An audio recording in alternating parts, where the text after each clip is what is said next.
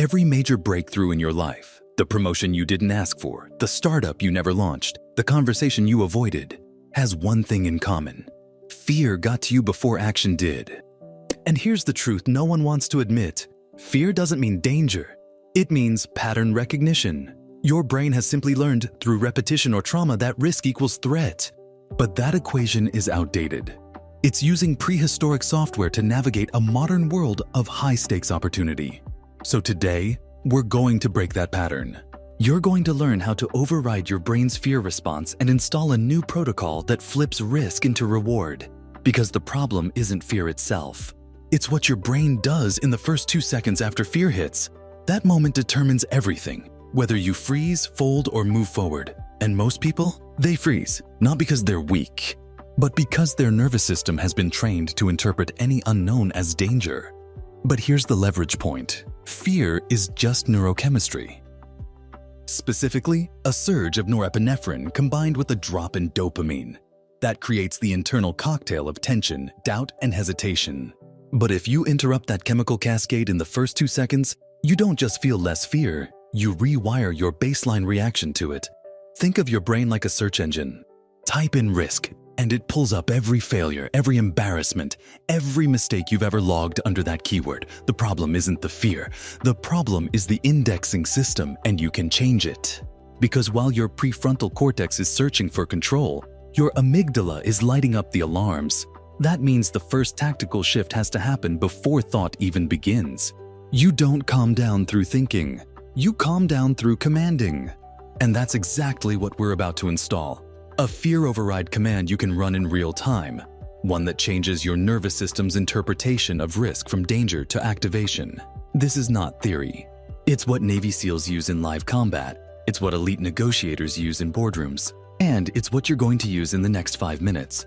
Because the moment you stop trying to eliminate fear and instead train yourself to override its interpretation, you stop being reactive and start becoming unstoppable. Here's how it works. Your fear response is not emotional, it's electrical.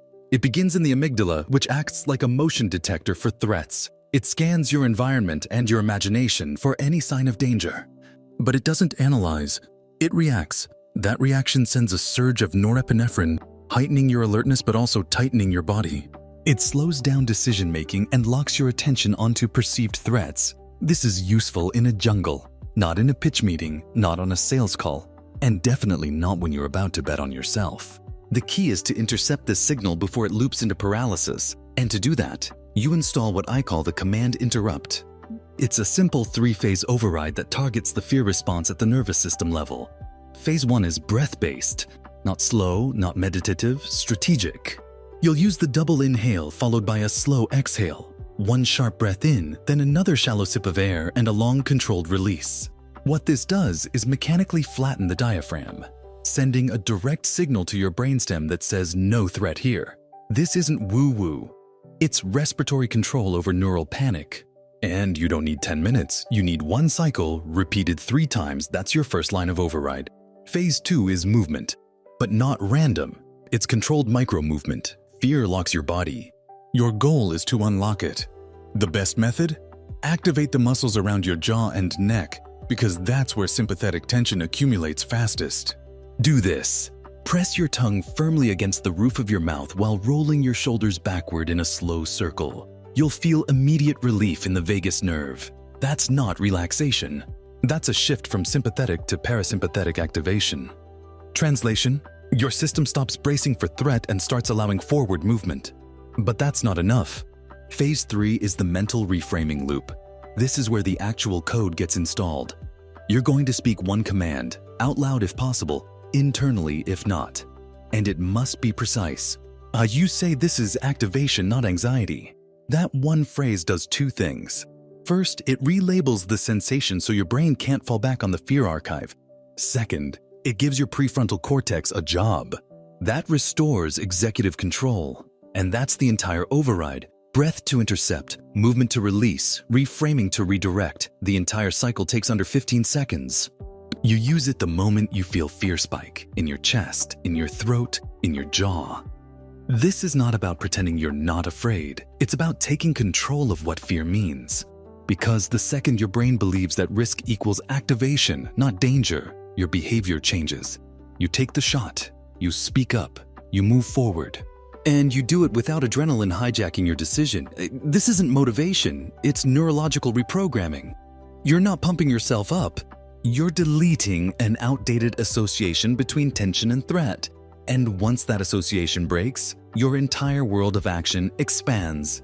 Here's where it gets tactical. Once you've installed the override, you can begin retraining the way your brain stores and retrieves fear-based memories. Because here's the deeper flaw. Your nervous system doesn't just react to risk. It catalogs it. Every time you hesitate, avoid, or retreat from discomfort, your brain logs that behavior as the correct outcome.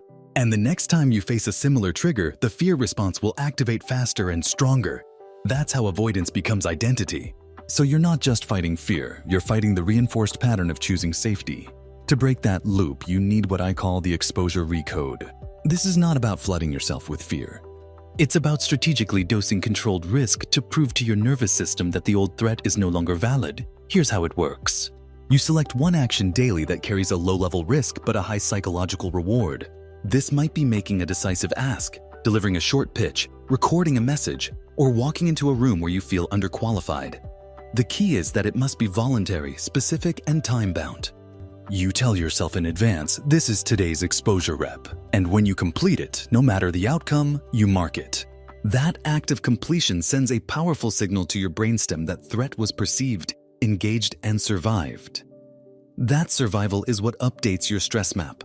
Over time, each completed rep shifts the fear pattern from avoid to engage. This is not a mindset trick, it's neuroplasticity in motion. Your brain's threat response systems are shaped by pattern recognition. And the more you show up to risk voluntarily, the more the system begins to predict reward instead of pain. But here's the leverage multiplier. After each exposure rep, you lock in the neurochemical reward by immediately pairing it with a success anchor. A success anchor is a short physical ritual that you repeat only after wins. For example, pressing your thumb and middle finger together firmly while exhaling through the nose and saying, "Locked." That small, repeatable pairing conditions the dopaminergic system to associate engagement with achievement. And that's how you shift from intellectual courage to embodied confidence. The difference is subtle, but powerful. Intellectual courage is knowing you could act. Embodied confidence is feeling your system naturally move toward action without resistance. That's what you're building now, not bravery, but a new prediction model where your body expects activation to lead to momentum, not shutdown. And once that loop is trained, risk becomes a tool, not a trigger. Let's take it even further. Now that you've learned to intercept fear and retrain your nervous system's response, it's time to build long-term resistance to hesitation. This is the part most people miss. They override fear once, maybe twice, but because they don't stabilize the new pattern, they relapse under pressure. What you need next is what I call the identity anchor. This isn't motivational fluff. It's a deep neural pattern that links who you are with how you respond to stress. The highest performers don't act courageously because they feel brave. They act because fear doesn't match their self-image. And that creates an internal mismatch.